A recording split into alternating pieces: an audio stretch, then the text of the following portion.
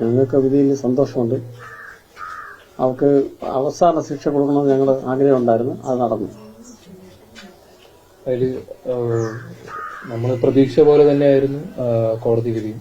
Prosecutor സാറും അത് തന്നെയായിരുന്നു വാദിച്ചിരുന്നത്. അതിനുവേണ്ടിയുള്ള പോയിന്റ്സ് ഒക്കെ സാറ് കോടതിയിൽ പറഞ്ഞിട്ടുണ്ടായിരുന്നു. കേസിന്റെ നടത്തിപ്പാണെങ്കിൽ ഞങ്ങൾ ആദ്യം തന്നെ കുറെ എവിഡൻസ് ഞങ്ങളുടെ കയ്യിലും ഉണ്ടായിരുന്നു. അപ്പോൾ അതൊക്കെ പോലീസിന് സബ്മിറ്റ് ചെയ്തിട്ടുണ്ടായിരുന്നു. അതേപോലെ തന്നെ പോലീസിന്റെ ഭാഗത്തുനിന്ന് മാക്സിമം തെളിവുകൾ ശേഖരിച്ചിട്ടുണ്ട്. അത് തന്നെയാണ് ഈ കേസ് ഇത്രയും നല്ലൊരു വിധി നമുക്ക് കിട്ടിയത്. അപ്പം പോലീസ് അന്വേഷണ ടീമിന്റെ ഭാഗത്തുനിന്ന് ഭയങ്കര ഒരു സപ്പോർട്ടായിരുന്നു നമുക്ക് കിട്ടിയത് തുടക്കം മുതൽ. അപ്പോൾ അവർക്ക് പറ്റുന്ന പരമാവധി തെളിവുകൾ അവർ ശേഖരിച്ചു. അപ്പോൾ അതുകൊണ്ട് തന്നെയാണ് ഈ ഒരു വിധി നമുക്കിപ്പോൾ ഒരു നല്ലൊരു രീതിയിൽ കിട്ടിയത്. ഇപ്പൊ ഈ ഒരു പ്രതിഭാഗം പ്രധാനമായും തുടക്കത്തിൽ പറഞ്ഞൊരു കാര്യം ഈ പ്രായത്തിന്റെ ആനുകൂല്യം ഭീഷണിക്ക് കൊടുക്കുന്നതാണ്. അപ്പൊ അതൊക്കെ പൂർണ്ണമായി കോടതി തള്ളിക്കളഞ്ഞു.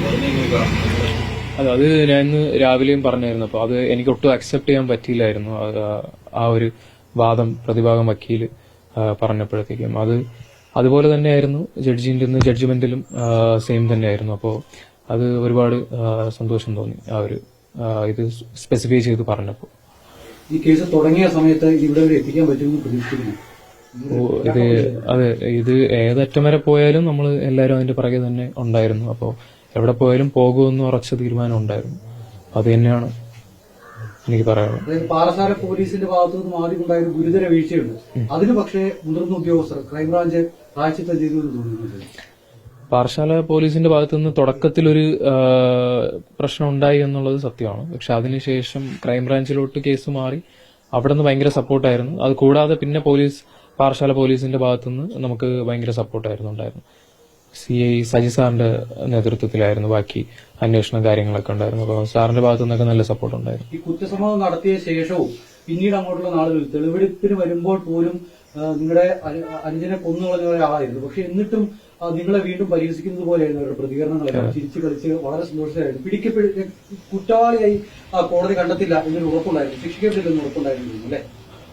മേ ബി അങ്ങനെ ആയിരിക്കാം. അല്ലെങ്കിൽ ഒരു ആറ്റിറ്റ്യൂഡ്, ഒരു ബോൺ ക്രിമിനലിന്റെ ഒരു ആറ്റിറ്റ്യൂഡായിരുന്നു എനിക്ക് തോന്നിയത് അവളെ പലപ്പോഴും കാണുമ്പോൾ. അപ്പോൾ കോടതിയിലായാലും വിചാരണ ടൈമിലായാലും എല്ലാ ദിവസവും ഞങ്ങൾ പോകുമ്പോഴത്തേക്കും അവിടെ ഉണ്ട്. അപ്പോഴും ഈ ഒരു സെയിം ആറ്റിറ്റ്യൂഡ് തന്നെയാണ് അവിടെയും കാണിച്ചുകൊണ്ടിരുന്നത്. അപ്പോൾ അങ്ങനെയാണ്. എനിക്കറിയില്ല എന്താണ് പറഞ്ഞൊരു കാര്യമുണ്ട്. ഈ ആശുപത്രി കിടക്കുന്ന സമയത്ത് വിളിച്ച് സംസാരിച്ചില്ല ഭീഷണി.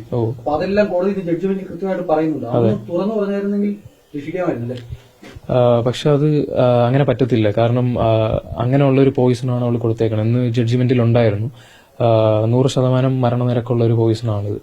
അപ്പോൾ അത് പോയി കഴിഞ്ഞാൽ, ഉള്ളിലോട്ട് പോയി കഴിഞ്ഞാൽ മരണം കൺഫേംഡ് ആണ്. സോ അതുകൊണ്ട് അത് കൃത്യമായിട്ടും ഗൂഗിൾ സെർച്ചൊക്കെ ചെയ്ത് തെരഞ്ഞെടുത്തൊരു പോയിസണാണ്. അപ്പോൾ അങ്ങനെ അതാണ്. അത് മാത്രമല്ല, ഇതിൽ ഇപ്പോ അന്ന് ഈ ജ്യൂസ് കൊടുക്കുന്ന സമയത്ത് ഷാരോൺ എടുത്ത ഒരു വീഡിയോ ഈ കേസ് ഭയങ്കര നിർണായകമായെന്ന് കോടതി പറഞ്ഞിരുന്നു. കാരണം എനിക്ക് ക്രിമിനൽ പശ്ചാത്തലം ഇല്ല എന്നതായിരുന്നു പ്രധാനമായും ഗ്രീഷ്മയുടെ വാദം. പക്ഷേ നേരത്തെയും വധശ്രമം നടന്നു എന്ന് കോടതി തന്നെ പറയുന്നു. അതെ, അത് നല്ലൊരു തെളിവായിരുന്നു. കാരണം അത് ജ്യൂസ് 2 ബോട്ടിലുണ്ടായിരുന്നു. ഒരു ബോട്ടിൽ കളർ ചേഞ്ചും ഉണ്ടായിരുന്നു. അത് നമുക്ക് നോക്കിയാൽ തന്നെ അറിയാൻ പറ്റും. എന്നിട്ട് ചലഞ്ച് എന്നുള്ള ഒരു പേരിൽ അനിയന് കൊടുക്കുകയായിരുന്നു. അപ്പൊ അനിയൻ അപ്പൊ തന്നെ തുപ്പി കളഞ്ഞു എന്നാ പറഞ്ഞു. അപ്പൊ പറഞ്ഞത് എക്സ്പയർ ആയതുകൊണ്ടായിരിക്കാം എന്ന് പറഞ്ഞിട്ട് അത് മാറ്റിവിട്ടു.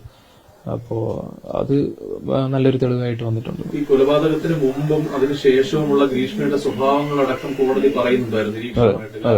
ഈ ഗ്രീഷ്മ നേരത്തെയും ഗ്രീഷ്മയ്ക്ക് ഈ വിവാഹം ഉറപ്പിച്ച ശേഷം അല്ലെങ്കിൽ നിശ്ചയിച്ച ശേഷം പലരുമായി ബന്ധമുണ്ടായിരുന്നു. ഷാരോണിനോട് സംസാരിക്കുന്നതിനൊപ്പം തന്നെ മറ്റുള്ളവരോടും സംസാരിക്കുമായിരുന്നു. അപ്പൊ അതൊന്നും ഷാരോൺ തിരിച്ചറിഞ്ഞില്ല. ഷാരോൺ അത്രത്തോളം ഗ്രീഷ്മയെ വിശ്വസിച്ചു എന്നല്ലേ കോടതി പറഞ്ഞു? അതെ, ഷാരോൺ വിശ്വസിപ്പിച്ചിരുന്നു എന്നതാണ് സത്യം. അപ്പോ അവർക്ക് വേറെ റിലേഷൻ ഉണ്ടായിരുന്നു. പിന്നീട് ഇതിനുശേഷം അന്വേഷിച്ചപ്പം അങ്ങനെ ഒരുപാട് കാര്യങ്ങൾ അറിയാൻ പറ്റി. അവനെ വിശ്വസിപ്പിച്ചതാണ് പറഞ്ഞു, പറ്റിച്ചിരുന്നു. ഗ്രീഷ്മയുടെ അമ്മാവന് 3 വർഷമാണ് ശിക്ഷ. കിട്ടാവുന്ന വകുപ്പുകളായിരുന്നു. 3 വർഷമാണ്. അതെ, കോടതി മേ ബി അതുകൊണ്ടായിരിക്കാം. കോടതിയുടെ തീരുമാനം അന്തിമമാണ്. അപ്പോ അതില് അംഗീകരിക്കുന്നു. അതെ, പൂർണ്ണമായിട്ടും അംഗീകരിക്കുകയാണ്. കാരണം ഞങ്ങളതിൽ ഇപ്പോ തൃപ്തരാണ്. ഞങ്ങൾ പ്രതീക്ഷ പോലെ തന്നെയായിരുന്നു വിധി വന്നത്.